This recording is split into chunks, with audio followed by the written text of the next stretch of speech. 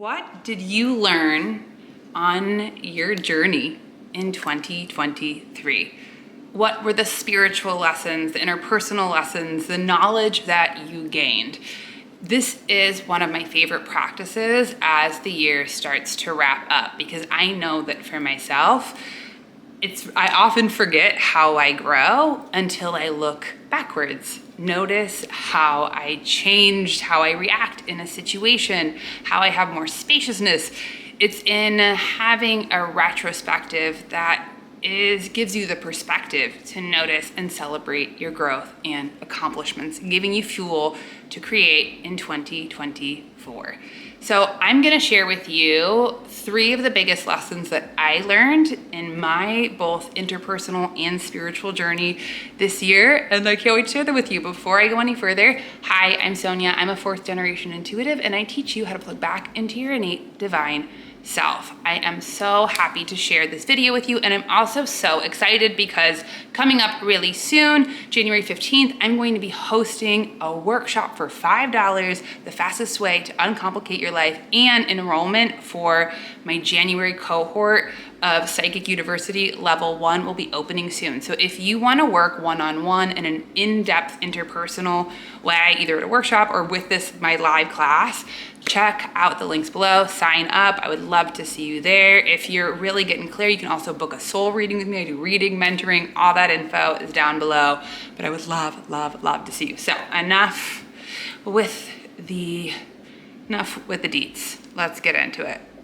First lesson that I really learned this year was the skill of using discernment. When I say discernment, our ego intellect is in service to our intuition. And when it is in a healthy balance, it allows us to see in grounded real life what is so, instead of getting caught up in our own fantasies or projections of others. So one way that I've really seen this in my own life is that in recognizing that there can be often a pattern that I've seen for myself and other intuitive empathics is that we have the gift of seeing people's spirit and seeing the best of them.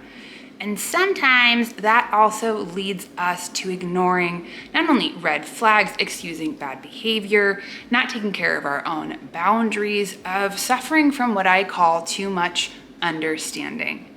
Now, we can still, for me, I think I can still really keep those beautiful gifts, but use them more appropriately. In using discernment, it's the practice of seeing people as they are, their gifts, their places where they need to grow, and adjusting those expectations. I think of a friend of mine who, for a long time, I would always be disappointed when I would call her for comfort or reassurance or support in one way or another, and I never got what I needed on a heart level, yet I kept going back. And it caused a lot of frustration within me, because I was like, why can't you just... And then I recognized that it was my own failure. It wasn't that she wasn't giving, she was giving all that she could. And what I needed wasn't something that she could offer. Therefore, I had to be discerning and see that part of the pot that I wanted to pull from, or the well that I wanted to pull from, was dry. And if it was dry for me, then it was really dry for her. So instead, using my discernment changed how I interacted. Now I call another friend or my mom or my sister when I need that nurturing and have a beautiful relationship, but almost in giving that space of just seeing who she was, where she was, allowed me to change how I interacted in the relationship, that allowed more spaciousness for both of us, and being like, I love and accept you, and I love and accept me, and this is what I need, and this is where you're at, so I can be autonomous and self-loving to both of us and go elsewhere. So really, key of spiritual discernment, ask yourself in your relationships, am I seeing who I would like to see, what I would imagine a future, something that I'm wishing for, and then compare that to in real time. What are their actions? How do they react? What do they do? that will tell you everything.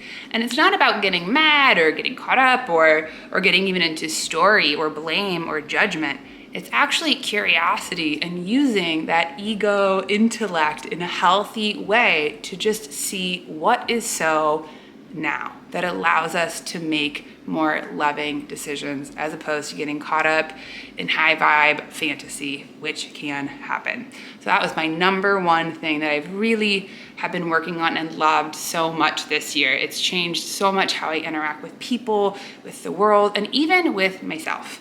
So that's one of my big things. Second thing that comes to the space of spiritual discernment, and this is where I'm very grateful, my therapist, Anna Maria, we were talking about just my own stuff of where I was feeling frustrated. Having this conversation of how do I have boundaries and also compassion for others. And she really gave me this gift. People are trying their best. Even the people that are unintentionally hurting you or causing harm, they're trying their best. Now, this doesn't mean that they get free access to your time, attention, energy, awareness, that they get to stomp all over their boundaries. As I said, empathic, intuitive people, we can suffer from too much understanding. But instead of that same thing of discernment, I feel like it comes in hand. These are best friends. People are trying their best. And sometimes people have really poor toolkits. I think of sometimes operating systems, they're operating with like a 1988 Mac, like 1979 first gen computer as their resources, as their self-awareness, as their re-regulation tools, that is the best that they can do. That's what their program can run. That's what their computer can run. Now, in this same vein, if we can see that people are trying their best, we also can have that self-compassion towards ourselves. That has given me something of a two-part. So I try my best. I'm trying my best. Sometimes I don't hit it on the mark. Sometimes I make a lot of mistakes, but I know that in having more compassion for others in that space, I can have more compassion for myself and know that I am just a human being borrowing this temporary spacesuit of a body here on planet Earth to learn, and that can be enough in showing up.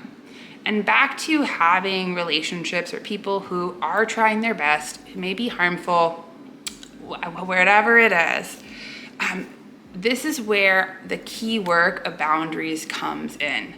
And a story that was illustrated to me is that there's a grocery store here in New Orleans that services a lot of elderly people.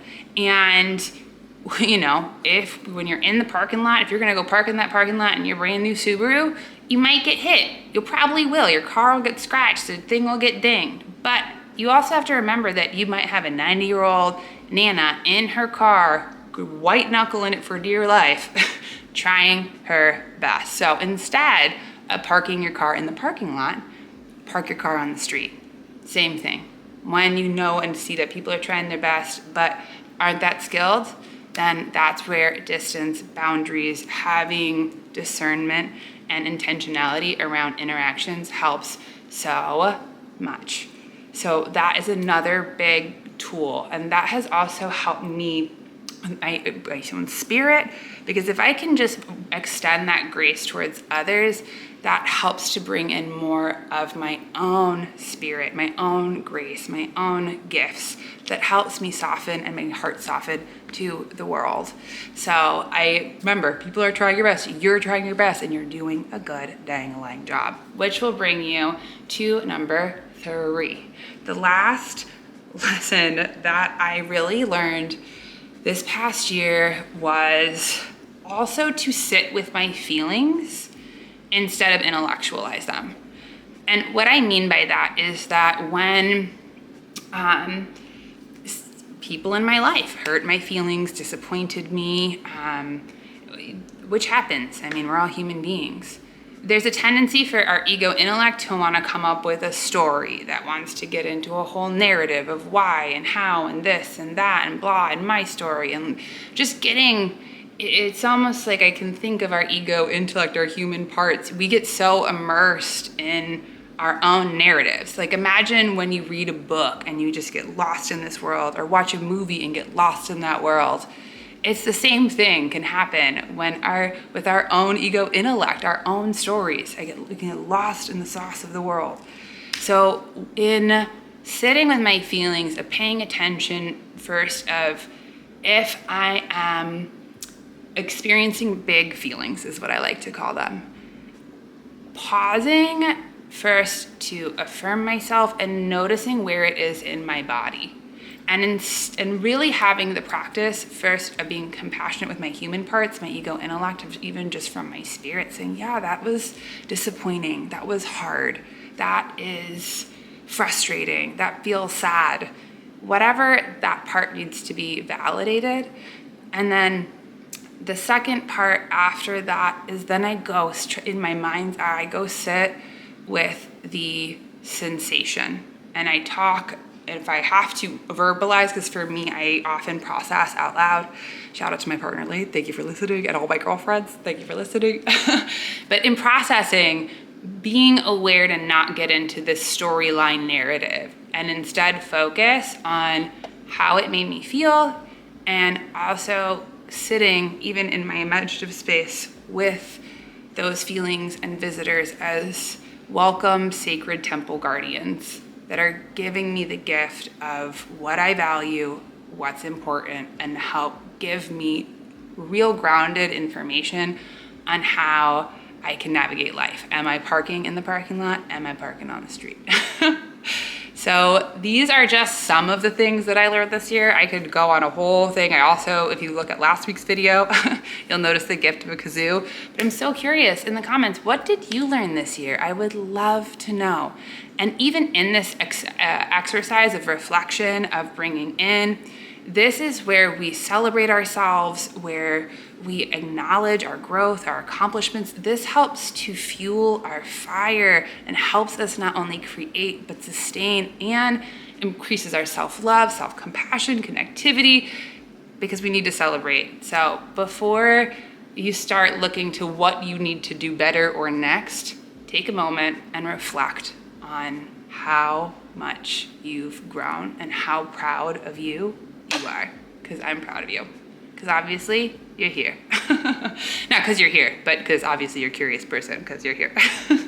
Self-aware. All right.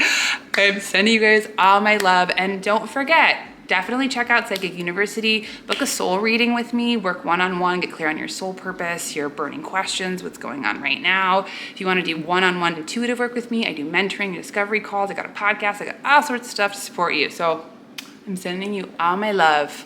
Bye.